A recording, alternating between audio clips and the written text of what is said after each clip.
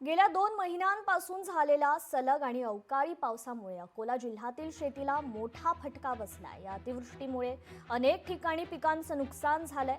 त्यात अळीच्या प्रादुर्भावानं भर टाकली। विशेषतः सोयाबीन आणि कपाशी या प्रमुख पिकांवर अळीचा तीव्र प्रादुर्भाव झाल्यानं शेतकऱ्यांमध्ये आता मोठी चिंता व्यक्त केली जाते। अळीनं पिकांतील रस शोषून घेतल्यानं शेतं ओसाड पडली आहे आणि त्यांचं एकमेव उत्पन्नाचं साधन धोक्यात आलं असल्याचं शेतकऱ्यांचं म्हणणं। दिवाळीसारख्या सणाच्या तोंडावर या संकटामुळे शेतकऱ्यांची आर्थिक परिस्थिती अधिकच बिकट झाली। तर शेतकऱ्यांनी आता शासनाकडे तातडीनं पंचनामे करून आर्थिक मदतीची मागणी केली।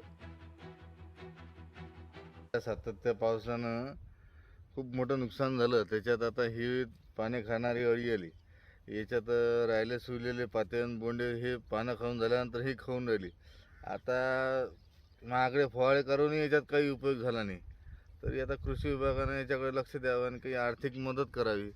खूप मोठ्या प्रमाणात पाने खाल्ले, त्याच्यानंतर आता बोंड्या खाऊन राहिली। तर राहिले सुलेला माल पूर्ण या अळीनं भस्म केला। तर आता कास्तकारांना काय करावं? मोठे फवारण्या केल्या, मोठे खर्च झाले, पण त्याच्यातही या अळीचा काहीच म्हणजे अळीला काहीच फरक पडला नाही। अळी जशी आहे तशीच आहे। तरी कृषी विभागाने याच्यात लक्ष घालावं आणि शासनाला चांगली भरीव मदत घालावी।